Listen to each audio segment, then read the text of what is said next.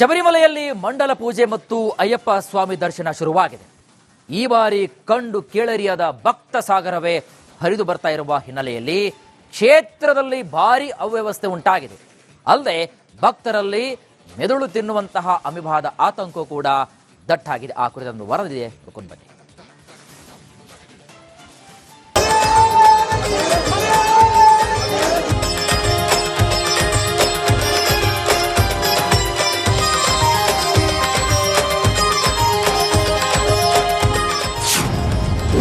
ಶಬರಿಮಲೆಯಲ್ಲಿ ಅಯ್ಯಪ್ಪನ ಭಕ್ತ ಸಾಗರ. ಅಯ್ಯಪ್ಪ ದರ್ಶನಕ್ಕೆ ಹೋಗೋ ಭಕ್ತರೇ ಎಚ್ಚರ.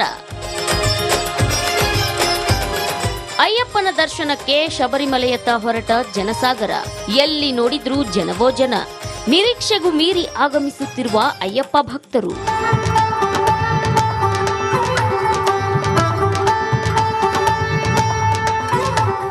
ನೋಡಿದ್ರಲ್ಲ, ಶಬರಿಮಲೆಯಲ್ಲಿ ಹಿಂದೆಂದೂ ಇಲ್ಲದ ಜನಸ್ತೋಮ ಕಂಡು ಬರ್ತಿದ್ದು, ನೀರು ಊಟವಿಲ್ಲದೆ ಮಾಲಾಧಾರಿಗಳು ಪರದಾಡುವಂತಾಗಿದೆ. ಅಲ್ಲದೆ ಯಾತ್ರೆ ಆರಂಭವಾದ 48 ಗಂಟೆಗಳಲ್ಲಿ 2 ಲಕ್ಷಕ್ಕೂ ಹೆಚ್ಚಿನ ಭಕ್ತರು ಭೇಟಿ ನೀಡಿದ್ದು, ದರ್ಶನಕ್ಕೆ ಭಕ್ತರು 6 ತಾಸು ಸರತಿ ನಿಲ್ಲಬೇಕಾದ ಪರಿಸ್ಥಿತಿ ಎದುರಾಗಿದೆ. 20,000ದಷ್ಟು ಟಿಕೆಟ್ ಅಂದ್ರೆ ಆಫ್ಲೈನ್ ಟಿಕೆಟ್ ಅನ್ನ ಕೊಡೋದಕ್ಕೂ ಕೂಡ ಯೋಜನೆಯನ್ನ ಮಾಡಿಕೊಳ್ಳಲಾಗಿದೆ. ನೋಡಿ, ಈಗ ಇಲ್ಲಿಂದ ರಶ್ ಯಾವ ರೀತಿಯಾಗಿದೆ ಅನ್ನೋದನ್ನ ನಾವಿಲ್ಲಿ ಗಮನಿಸ್ತಾ ಇದ್ವಿ. ಅಯ್ಯಪ್ಪ ಮಾಲಾಧಾರಿಗಳು ಕಂಪ್ಲೀಟ್ ಆಗಿ ಇಲ್ಲಿ ನಿಂತಿದ್ದಾರೆ. ಅಂದ್ರೆ ಸುಮಾರು ದೂರದಿಂದಲೂ ಕೂಡ, ಅಂದ್ರೆ ಇಲ್ಲಿಂದ ಕೌಂಟರ್ ಏನಿದೆ ಆ ಕೌಂಟರ್ ಹತ್ರ ಹೋಗೋದಕ್ಕೇನೆ ಅರ್ಧ ಗಂಟೆ ಬೇಕಾಗುತ್ತೆ. ನೋಡಿ, ಈ ರೀತಿಯಾಗಿ ಕಂಪ್ಲೀಟ್ ಆಗಿ ಇಲ್ಲಿಂದನೇ ಕಾದು ನಿಲ್ಲುವಂತ ಕೆಲಸಗಳಾಗಿದೆ. ಭಕ್ತರಲ್ಲಿ ಮಿದುಳು ತಿನ್ನುವ ಅಮೀಬಾದ ಆತಂಕ. ರಾಜ್ಯ ಆರೋಗ್ಯ ಇಲಾಖೆಯಿಂದ ಮಾರ್ಗಸೂಚಿ. ಇನ್ನೊಂದು ಕಡೆ ಕೇರಳದಲ್ಲಿ ಮಿದುಳು ತಿನ್ನೋ ಅಮೀಬಾ ಹಾವಳಿ ಹೆಚ್ಚಾಗಿರೋ ಹಿನ್ನೆಲೆ ಅಯ್ಯಪ್ಪನ ಭಕ್ತರಲ್ಲಿ ಆತಂಕ ಶುರುವಾಗಿದೆ. ಅಯ್ಯಪ್ಪ ಮಾಲಾಧಾರಿಗಳು ಇಲ್ಲಿ ಸ್ನಾನವನ್ನ ಮಾಡಿ ಇಲ್ಲಿಂದ ನಂತರ ದರ್ಶನಕ್ಕೆ ಹೋಗುವಂತ ಕೆಲಸವನ್ನ ಕೂಡ ಮಾಡ್ತಿದ್ದಾರೆ. ಪ್ರಮುಖವಾಗಿ ಕೇರಳ ಸರ್ಕಾರದ ಆರೋಗ್ಯ ಇಲಾಖೆ ಹೊರಡಿಸಿರುವಂತಹ ಮಾರ್ಗಸೂಚಿ ಪ್ರಕಾರ ಮೂಗಿನ ಒಳಗಡೆ ನೀರು ಹೋಗಬಾರ್ದು, ಕಿವಿಯ ಒಳಗಡೆ ನೀರು ಹೋಗಬಾರ್ದು. ಆ ಮೂಲಕ ಅಮೀಬಾ ಹೋಗಿ ಮೆದುಳಿಗೆ ಹೋಗಿ ಮೆದುಳನ್ನು ತಿನ್ನುತ್ತಾ ಅದು ಆರೋಗ್ಯಕ್ಕೆ ಹಾನಿಕಾರವನ್ನ ಮಾಡುತ್ತೆ, ಅದು ಸಾಯುವ ಹಂತಕ್ಕೂ ಕೂಡ ತಲುಪುತ್ತೆ ಅಂತ ಹೇಳಿ, ಹಾಗಾಗಿ ಮುನ್ನೆಚ್ಚರಿಕೆಯನ್ನ ವಹಿಸಬೇಕು ಅಂತ ಕೂಡ ಹೇಳಲಾಗಿತ್ತು. ಆದ್ರೆ ಇಲ್ಲಿ ಬಂದು ಗಮನಿಸಿದಾಗ ಹರಿಯುವ ಪಂಪಾ ನದಿಯಲ್ಲಿ ಎಲ್ಲರೂ ಕೂಡ ಸ್ನಾನ ಮಾಡ್ತಿರೋದನ್ನ ನಾವಿಲ್ಲಿ ಪ್ರತ್ಯಕ್ಷವಾಗಿ ನಾವು ನೋಡ್ತಾ ಇದೀವಿ. ಕೇರಳದಲ್ಲಿ ಮೆದುಳು ತಿನ್ನೋ ಅಮೀಬಾದ ಅಬ್ಬರ ಜೋರಾಗಿದ್ದು, ಇದುವರೆಗೆ ಕೇರಳದಲ್ಲಿ 19 ಜನ ಬಲಿಯಾಗಿದ್ದು, ಶಬರಿಮಲೆ ಯಾತ್ರೆ ಕೈಗೊಳ್ಳೋ ಕರ್ನಾಟಕದ ಭಕ್ತರಿಗಾಗಿ ವಿಶೇಷ ಮಾರ್ಗಸೂಚಿಯನ್ನು ಹೊರಡಿಸಲಾಗಿದೆ. ಮೂಗಿಗೆ ನೀರು ಹೋಗದಂತೆ ಎಚ್ಚರಿಕೆ ವಹಿಸಬೇಕು. ಯಾತ್ರೆ ವೇಳೆ ಸ್ನಾನ ಮಾಡುವಾಗ ಮೂಗಿಗೆ ಕ್ಲಿಪ್ ಬಳಸಲು ಸೂಚನೆ. ಸ್ನಾನ ಮಾಡಿದ 7 ದಿನಗಳ ಒಳಗೆ ಜ್ವರ ಬಂದ್ರೆ ಹುಷಾರಾಗಿರಿ. ಜ್ವರ, ತಲೆನೋವು, ವಾಂತಿ ಬಂದ್ರೆ ವೈದ್ಯರನ್ನ ಸಂಪರ್ಕಿಸಿ. ಈಗಾಗಲೇ ಗೈಡ್ಲೈನ್ಸ್ ಅನ್ನ ಅವರು ನಮ್ಮ ಇಲಾಖೆಯಿಂದ ಹೇಳಿದೀವಿ, ಏನು ಎಚ್ಚರಿಕೆಯನ್ನು ವಹಿಸ್ಕೊಳ್ಬೇಕು ಅಂತ. ಅಲ್ಲಿ ಯಾರು ಶಬರಿಮಲೆಗೆ ಯಾತ್ರೆಗೆ ಹೋಗ್ತಕ್ಕಂಥವರೆಲ್ಲರೂ ಅಲ್ಲಿ ನದಿಯಲ್ಲಿ ಸ್ನಾನ ಮಾಡೋ ಸಂದರ್ಭದಲ್ಲಿ ಏನೇನು ಎಚ್ಚರಿಕೆ ವಹಿಸ್ಕೋಬೇಕು ಅಂತಂದು ಕೂಡ ನಮ್ಮ ಇಲಾಖೆಯಿಂದನೂ ನಾವು ಮಾರ್ಗಸೂಚಿಗಳು ನೀಡಿದ್ದೇವೆ. ನದಿಯಲ್ಲಿ ಸ್ನಾನ ಮಾಡೋ ಸಂದರ್ಭದಲ್ಲಿ ಅಥವಾ ನೀರಿನಲ್ಲಿ ಹೋದಾಗ ಮುಳುಗಿದಾಗ ಅದರಲ್ಲಿ ಅವಾಗ ಏನಾಗುತ್ತೆ, ಮೂಗಿನ ಒಳಗಡೆ ನೀರು ತಗೋಬಾರ್ದು ಅಂತ ಒಂದು ಸ್ಪಷ್ಟ ಒಂದು ಇದಿದೆ. ಅದನ್ನು ಫಾಲೋ ಮಾಡಬೇಕು ಅಂತ ಹೇಳಿದ್ದೀವಿ. ಸೊ ಅಷ್ಟು ಎಚ್ಚರಿಕೆಯನ್ನು ವಹಿಸ್ಕೊಂಡು ಬರ್ತಕ್ಕಂಥದ್ದು ಮುಖ್ಯ. ಮಕ್ಕಳ ಮೇಲೆ ಬೇಗ ಅಟ್ಯಾಕ್ ಮಾಡಲಿದೆ ವೈರಸ್. ಅಮೀಬಾ ನಿಂತು ನೀರಲ್ಲಿ ಇದ್ದಾಗ ಅವರು ಕೆರೆಯಲ್ಲಿ ಮುಳುಗಿದಾಗ ಅದು ಮೂಗಿನ ಮೂಲಕ ಆಲ್ಫ್ಯಾಕ್ಟರಿ ನರ್ವ್ ಅಂತ ಹೇಳಿ ಅದ್ರ ಮೂಲಕ ಹೋಗಿ ಬ್ರೈನಿಗೆ ಇನ್ಫೆಕ್ಟ್ ಆಗುತ್ತೆ. ಮಕ್ಕಳಲ್ಲಿ ಯಾವಾಗಲೂ ಇಮ್ಯುನಿಟಿ ಕಮ್ಮಿ ಇರುತ್ತೆ. ಸೊ ಮಕ್ಕಳನ್ನ ಅಲ್ಲಿ ಕರ್ಕೊಂಡು ಹೋಗೋದು ಎಷ್ಟು ಸೂಕ್ತ ಅದು ತುಂಬಾ ನೋಡ್ಕೊಳ್ಬೇಕಾಗುತ್ತೆ. ಯಾಕಂದ್ರೆ ಅದು ಅವಶ್ಯಕತೆ ಇದ್ರೆ ಮಾತ್ರ ಹೋಗ್ಬೇಕಾಗುತ್ತೆ. ಯಾಕಂದ್ರೆ ಆ ಜನಸಂದಣಿಯಲ್ಲಿ ಮಕ್ಕಳು ಹೋಗಿ ಕೆರೆಯಲ್ಲಿ ಮುಳುಗಿದ್ರೆ ಅದು ಅಮೀಬಾ ಏನಾದ್ರು ಬೆನ್ನಿಗೆ ಹೋದ್ರೆ ಅದರಿಂದ ಇನ್ಫೆಕ್ಷನ್ ಆಗಿ ಅದರಿಂದ ಹೊರಗೆ ಬರೋದು ಸ್ವಲ್ಪ ಕಷ್ಟ ಆಗುತ್ತೆ. ಇಲ್ಲಿ ಇಮ್ಯುನಿಟಿ ಕಮ್ಮಿ ಇರುತ್ತೆ ಅಂತವರಿಗೆಲ್ಲ ಸಹಿತ ಬಂದೇ ಬರುತ್ತೆ. ಮುಳುಗಿದಾಗ ಮಾತ್ರ, ಅದ್ರ ಮುಳುಗಿದ ನೀರಲ್ಲಿ ಮುಳುಗಿ ಇನ್ಹಲೇಷನ್ ಮಾಡಿದಾಗ ಮಾತ್ರ ಬರುತ್ತೆ. ವಯಸ್ಕರಲ್ಲಿ, ಮಕ್ಕಳು ಜನರಲ್ಲಿ ನೀರಲ್ಲಿ ಮುಳುಗಿ ಅದನ್ನ ಈಜಲಿಕ್ಕೆಲ್ಲ ಹೋದಾಗ ಅದು ರಿಸ್ಕ್ ಫ್ಯಾಕ್ಟರ್ ಬೇರೆ ಜಾಸ್ತಿ ಇರುತ್ತೆ. ಜನದಟ್ಟಣೆ ಎಷ್ಟಿದೆ ಅಂದ್ರೆ ಶಬರಿಮಲೆ ಹೊರಗೆ ನೂರಾರು ಭಕ್ತರು ಅಯ್ಯಪ್ಪನ ದರ್ಶನಕ್ಕೆ ಕಾಯದೆ ಪಂದಳದಲ್ಲೇ ತುಪ್ಪಾಭಿಷೇಕ ನಡೆಸಿ ವಾಪಸ್ಸಾಗ್ತಿದ್ದಾರೆ. ಅಲ್ಲದೆ ಪ್ರತಿ ನಿಮಿಷಕ್ಕೆ ಸುಮಾರು 80ರಿಂದ 90 ಭಕ್ತರನ್ನ 18 ಮೆಟ್ಟಲು ಏರಿಸಿ ಗರ್ಭಗುಡಿ ಕಡೆ ಬಿಡಬೇಕಾದ ಅನಿವಾರ್ಯತೆ ಇರೋದ್ರಿಂದ ಜನಸಂದಣಿಯ ನಿಯಂತ್ರಣಕ್ಕೆ ಕೇಂದ್ರ ಮೀಸಲು ಪಡೆಯನ್ನ ಕರೆಸಿಕೊಳ್ಳಲು ನಿರ್ಧರಿಸಲಾಗಿದೆ. News desk republic Kannada. ಶಬರಿಮಲೆಯಲ್ಲಿ ಮಂಡಲ ಪೂಜೆ ಮತ್ತು ಅಯ್ಯಪ್ಪ ಸ್ವಾಮಿ ದರ್ಶನ ಶುರುವಾಗಿದೆ. ಈ ಬಾರಿ ಕಂಡು ಕೇಳರಿಯದ ಭಕ್ತ ಸಾಗರವೇ ಹರಿದು ಬರ್ತಾ ಇರುವ ಹಿನ್ನೆಲೆಯಲ್ಲಿ ಕ್ಷೇತ್ರದಲ್ಲಿ ಭಾರಿ ಅವ್ಯವಸ್ಥೆ ಉಂಟಾಗಿದೆ.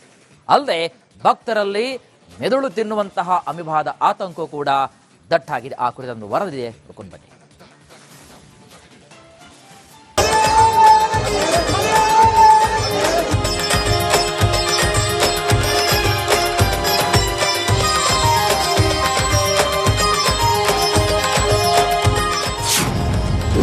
ಶಬರಿಮಲೆಯಲ್ಲಿ ಅಯ್ಯಪ್ಪನ ಭಕ್ತ ಸಾಗರ. ಅಯ್ಯಪ್ಪ ದರ್ಶನಕ್ಕೆ ಹೋಗೋ ಭಕ್ತರೇ ಎಚ್ಚರ. ಅಯ್ಯಪ್ಪನ ದರ್ಶನಕ್ಕೆ ಶಬರಿಮಲೆಯತ್ತ ಹೊರಟ ಜನಸಾಗರ. ಎಲ್ಲಿ ನೋಡಿದ್ರೂ ಜನವೋ ಜನ.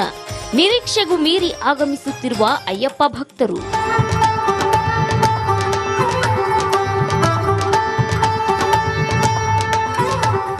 ನೋಡಿದ್ರಲ್ಲ, ಶಬರಿಮಲೆಯಲ್ಲಿ ಹಿಂದೆಂದೂ ಇಲ್ಲದ ಜನಸ್ತೋಮ ಕಂಡು ಬರ್ತಿದ್ದು, ನೀರು ಊಟವಿಲ್ಲದೆ ಮಾಲಾಧಾರಿಗಳು ಪರದಾಡುವಂತಾಗಿದೆ.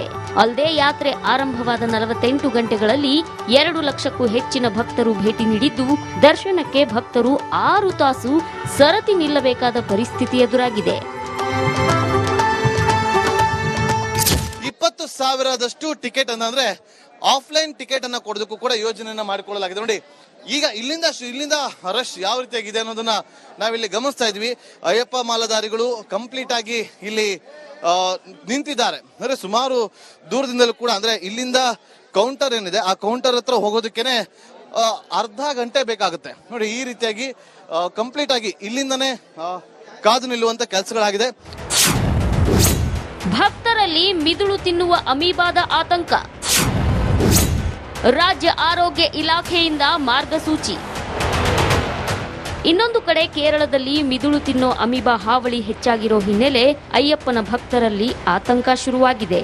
ಅಯ್ಯಪ್ಪ ಮಾಲಾಧಾರಿಗಳು ಇಲ್ಲಿ ಸ್ನಾನವನ್ನ ಮಾಡಿ ಇಲ್ಲಿಂದ ನಂತರ ದರ್ಶನಕ್ಕೆ ಹೋಗುವಂತ ಕೆಲಸವನ್ನ ಕೂಡ ಮಾಡ್ತಿದ್ದಾರೆ. ಪ್ರಮುಖವಾಗಿ ಕೇರಳ ಸರ್ಕಾರದ ಆರೋಗ್ಯ ಇಲಾಖೆ ಹೊರಡಿಸಿರುವಂತಹ ಮಾರ್ಗಸೂಚಿ ಪ್ರಕಾರ ಮೂಗಿನ ಒಳಗಡೆ ನೀರು ಹೋಗಬಾರ್ದು, ಕಿವಿಯ ಒಳಗಡೆ ನೀರು ಹೋಗಬಾರ್ದು. ಆ ಮೂಲಕ ಅಮೀಬಾ ಹೋಗಿ ಮೆದುಳಿಗೆ ಹೋಗಿ ಮೆದುಳನ್ನು ತಿನ್ನುತ್ತಾ ಅದು ಆರೋಗ್ಯಕ್ಕೆ ಹಾನಿಕಾರವನ್ನ ಮಾಡುತ್ತೆ, ಅದು ಸಾಯುವ ಹಂತಕ್ಕೂ ಕೂಡ ತಲುಪುತ್ತೆ ಅಂತ ಹೇಳಿ, ಹಾಗಾಗಿ ಮುನ್ನೆಚ್ಚರಿಕೆಯನ್ನ ವಹಿಸಬೇಕು ಅಂತ ಕೂಡ ಹೇಳಲಾಗಿತ್ತು. ಆದ್ರೆ ಇಲ್ಲಿ ಬಂದು ಗಮನಿಸಿದಾಗ ಹರಿಯುವ ಪಂಪಾ ನದಿಯಲ್ಲಿ ಎಲ್ಲರೂ ಕೂಡ ಸ್ನಾನ ಮಾಡ್ತಿರೋದನ್ನ ನಾವಿಲ್ಲಿ ಪ್ರತ್ಯಕ್ಷವಾಗಿ ನಾವು ನೋಡ್ತಾ ಇದೀವಿ. ಕೇರಳದಲ್ಲಿ ಮೆದುಳು ತಿನ್ನೋ ಅಮೀಬಾದ ಅಬ್ಬರ ಜೋರಾಗಿದ್ದು, ಇದುವರೆಗೆ ಕೇರಳದಲ್ಲಿ 19 ಜನ ಬಲಿಯಾಗಿದ್ದು, ಶಬರಿಮಲೆ ಯಾತ್ರೆ ಕೈಗೊಳ್ಳೋ ಕರ್ನಾಟಕದ ಭಕ್ತರಿಗಾಗಿ ವಿಶೇಷ ಮಾರ್ಗಸೂಚಿಯನ್ನು ಹೊರಡಿಸಲಾಗಿದೆ. ಮೂಗಿಗೆ ನೀರು ಹೋಗದಂತೆ ಎಚ್ಚರಿಕೆ ವಹಿಸಬೇಕು. ಯಾತ್ರೆ ವೇಳೆ ಸ್ನಾನ ಮಾಡುವಾಗ ಮೂಗಿಗೆ ಕ್ಲಿಪ್ ಬಳಸಲು ಸೂಚನೆ. ಸ್ನಾನ ಮಾಡಿದ 7 ದಿನಗಳ ಒಳಗೆ ಜ್ವರ ಬಂದ್ರೆ ಹುಷಾರಾಗಿರಿ. ಜ್ವರ, ತಲೆನೋವು, ವಾಂತಿ ಬಂದ್ರೆ ವೈದ್ಯರನ್ನ ಸಂಪರ್ಕಿಸಿ. ಈಗಾಗಲೇ ಗೈಡ್ಲೈನ್ಸ್ ಅನ್ನ ಅವರು ನಮ್ಮ ಇಲಾಖೆಯಿಂದ ಹೇಳಿದೀವಿ, ಏನು ಎಚ್ಚರಿಕೆಯನ್ನು ವಹಿಸ್ಕೊಳ್ಬೇಕು ಅಂತ. ಅಲ್ಲಿ ಯಾರು ಶಬರಿಮಲೆಗೆ ಯಾತ್ರೆಗೆ ಹೋಗ್ತಕ್ಕಂಥವರೆಲ್ಲರೂ ಅಲ್ಲಿ ನದಿಯಲ್ಲಿ ಸ್ನಾನ ಮಾಡೋ ಸಂದರ್ಭದಲ್ಲಿ ಏನೇನು ಎಚ್ಚರಿಕೆ ವಹಿಸ್ಕೋಬೇಕು ಅಂತಂದು ಕೂಡ ನಮ್ಮ ಇಲಾಖೆಯಿಂದನೂ ನಾವು ಮಾರ್ಗಸೂಚಿಗಳು ನೀಡಿದ್ದೇವೆ. ನದಿಯಲ್ಲಿ ಸ್ನಾನ ಮಾಡೋ ಸಂದರ್ಭದಲ್ಲಿ ಅಥವಾ ನೀರಿನಲ್ಲಿ ಹೋದಾಗ ಮುಳುಗಿದಾಗ ಅದರಲ್ಲಿ ಅವಾಗ ಏನಾಗುತ್ತೆ, ಮೂಗಿನ ಒಳಗಡೆ ನೀರು ತಗೋಬಾರ್ದು ಅಂತ ಒಂದು ಸ್ಪಷ್ಟ ಒಂದು ಇದಿದೆ. ಅದನ್ನು ಫಾಲೋ ಮಾಡಬೇಕು ಅಂತ ಹೇಳಿದ್ದೀವಿ. ಸೊ ಅಷ್ಟು ಎಚ್ಚರಿಕೆಯನ್ನು ವಹಿಸ್ಕೊಂಡು ಬರ್ತಕ್ಕಂಥದ್ದು ಮುಖ್ಯ. ಮಕ್ಕಳ ಮೇಲೆ ಬೇಗ ಅಟ್ಯಾಕ್ ಮಾಡಲಿದೆ ವೈರಸ್. ಅಮೀಬಾ ನಿಂತು ನೀರಲ್ಲಿ ಇದ್ದಾಗ ಅವರು ಕೆರೆಯಲ್ಲಿ ಮುಳುಗಿದಾಗ ಅದು ಮೂಗಿನ ಮೂಲಕ ಆಲ್ಫ್ಯಾಕ್ಟರಿ ನರ್ವ್ ಅಂತ ಹೇಳಿ ಅದ್ರ ಮೂಲಕ ಹೋಗಿ ಬ್ರೈನಿಗೆ ಇನ್ಫೆಕ್ಟ್ ಆಗುತ್ತೆ. ಮಕ್ಕಳಲ್ಲಿ ಯಾವಾಗಲೂ ಇಮ್ಯುನಿಟಿ ಕಮ್ಮಿ ಇರುತ್ತೆ. ಸೊ ಮಕ್ಕಳನ್ನ ಅಲ್ಲಿ ಕರ್ಕೊಂಡು ಹೋಗೋದು ಎಷ್ಟು ಸೂಕ್ತ ಅದು ತುಂಬ ನೋಡ್ಕೊಳ್ಬೇಕಾಗುತ್ತೆ. ಯಾಕಂದರೆ ಅದು ಅವಶ್ಯಕತೆ ಇದ್ರೆ ಮಾತ್ರ ಹೋಗಬೇಕಾಗುತ್ತೆ. ಯಾಕಂದರೆ ಆ ಜನಸಂದಣಿಯಲ್ಲಿ ಮಕ್ಕಳು ಹೋಗಿ ಕೆರೆಯಲ್ಲಿ ಮುಳುಗಿದ್ರೆ ಅದು ಅಮೀಬಾ ಏನಾದರೂ ಬೆನ್ನಿಗೆ ಹೋದರೆ ಅದರಿಂದ ಇನ್ಫೆಕ್ಷನ್ ಆಗಿ ಅದರಿಂದ ಹೊರಗೆ ಬರೋದು ಸ್ವಲ್ಪ ಕಷ್ಟ ಆಗುತ್ತೆ. ಇಲ್ಲಿ ಇಮ್ಯುನಿಟಿ ಕಮ್ಮಿ ಇರುತ್ತೆ, ಅಂಥವ್ರಿಗೆಲ್ಲ ಸಹಿತ ಬಂದೇ ಬರುತ್ತೆ. ಮುಳುಗಿದಾಗ ಮಾತ್ರ, ಅದನ್ನು ನೀರಲ್ಲಿ ಮುಳುಗಿ ಇನ್ಹಲೇಷನ್ ಮಾಡಿದಾಗ ಮಾತ್ರ ಬರುತ್ತೆ. ವಯಸ್ಕರಲ್ಲಿ, ಮಕ್ಕಳು ಜನರಲ್ಲಿ ನೀರಲ್ಲಿ ಮುಳುಗಿ ಅದನ್ನ ಈಜಲಿಕ್ಕೆಲ್ಲ ಹೋದಾಗ ಅದು ರಿಸ್ಕ್ ಫ್ಯಾಕ್ಟರ್ ಬೇರೆ ಜಾಸ್ತಿ ಇರುತ್ತೆ. ಜನದಟ್ಟಣೆ ಎಷ್ಟಿದೆ ಅಂದ್ರೆ ಶಬರಿಮಲೆ ಹೊರಗೆ ನೂರಾರು ಭಕ್ತರು ಅಯ್ಯಪ್ಪನ ದರ್ಶನಕ್ಕೆ ಕಾಯದೆ ಪಂದಳದಲ್ಲೇ ತುಪ್ಪಾಭಿಷೇಕ ನಡೆಸಿ ವಾಪಸ್ಸಾಗ್ತಿದ್ದಾರೆ. ಅಲ್ಲದೆ ಪ್ರತಿ ನಿಮಿಷಕ್ಕೆ ಸುಮಾರು 80 ರಿಂದ 90 ಭಕ್ತರನ್ನ 18 ಮೆಟ್ಟಲು ಏರಿಸಿ ಗರ್ಭಗುಡಿ ಕಡೆ ಬಿಡಬೇಕಾದ ಅನಿವಾರ್ಯತೆ ಇರೋದ್ರಿಂದ ಜನಸಂದಣಿಯ ನಿಯಂತ್ರಣಕ್ಕೆ ಕೇಂದ್ರ ಮೀಸಲು ಪಡೆಯನ್ನ ಕರೆಸಿಕೊಳ್ಳಲು ನಿರ್ಧರಿಸಲಾಗಿದೆ. News desk republic Kannada.